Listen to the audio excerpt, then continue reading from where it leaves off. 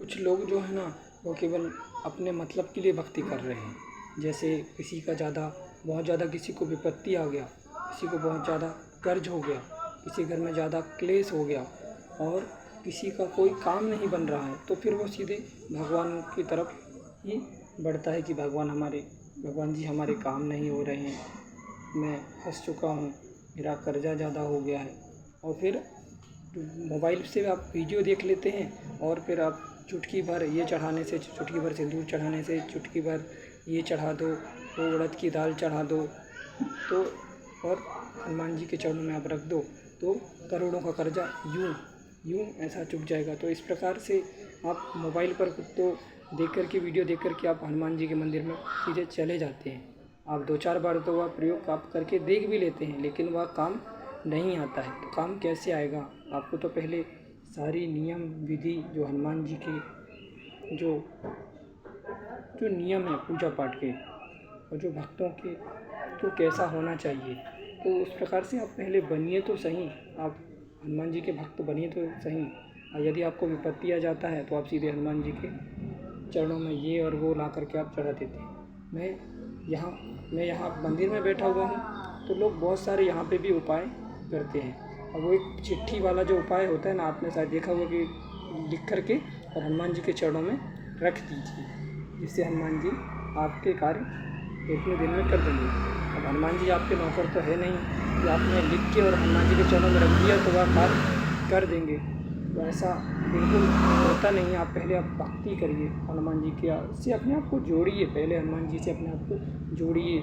वो हनुमान जी को भी तो मालूम चले कि आप हो क्या चीज़, आप कौन हो, क्या हो। आप तो ना आप हनुमान जी को जानते हैं, ना हनुमान जी आपको जानते हैं, तो फिर ये कैसी भक्ति हुई? इसलिए पहले अपने आप को हनुमान जी से जोड़िए और फिर जो भी उपाय है ना हनुमान जी के फिर करिए, तो निश्चित ही वह कारगर होंगे। अन्यथा आप चढ़ाते रहें। आप मोबाइल में तो आप वीडियो देख लेते हैं और बोलते हैं उड़द की दाल चढ़ाने से करोड़ों का कर्जा माफ़ हो जाएगा, तो ऐसा नहीं होने वाला भैया।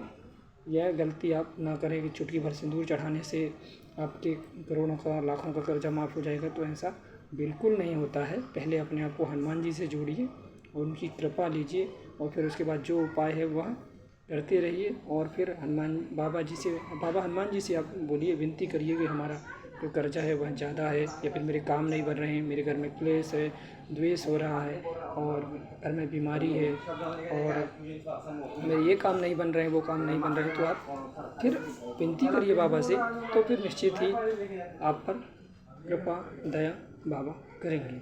और जो नियम परहेज है वह तो आपको करना पड़ेगा। भगवान की भक्ति करना है तो वो नियम परहेज आप करेंगे तो निश्चित ही आप पर कृपा और दया होगी। नहीं तो आप चढ़ाते रहिए। बहुत सारे लोग मंदिर पर, यहाँ पे मैं मंदिर में बैठा हूँ तो बहुत सारे लोग आते रहते हैं और ये वो चढ़ाते रहते हैं। तो वो मुझे पता है कि पहले आप अपने आप को जोड़िए। कुछ दिन तो ऐसा पहले हो रहा था कि लोग पहले आते थे और चढ़ा के चले जाते थे, ना मैं उन्हें जानता हूँ, तो ना मैं तो उन्हें जानता नहीं हूँ, और वो कुछ दिन तक आए, चढ़ाए, शायद उनका काम हुआ नहीं हुआ। उनका काम कैसे हुआ होगा या मैं तो कह नहीं सकता, क्योंकि मुझे नहीं लगता है कि उनका काम हुआ होगा, क्योंकि वो अपने आप को भगवान से जोड़े ही नहीं है, तो उनका काम भला कैसे होगा। मेरा बताने का उद्देश्य केवल यही था कि अपने आप को आप भगवान से जोड़िए, तो निश्चित ही आपके सभी काम बाबा हनुमान जी पूर्ण करेंगे। जय श्री राम, जय हनुमान जी महाराज।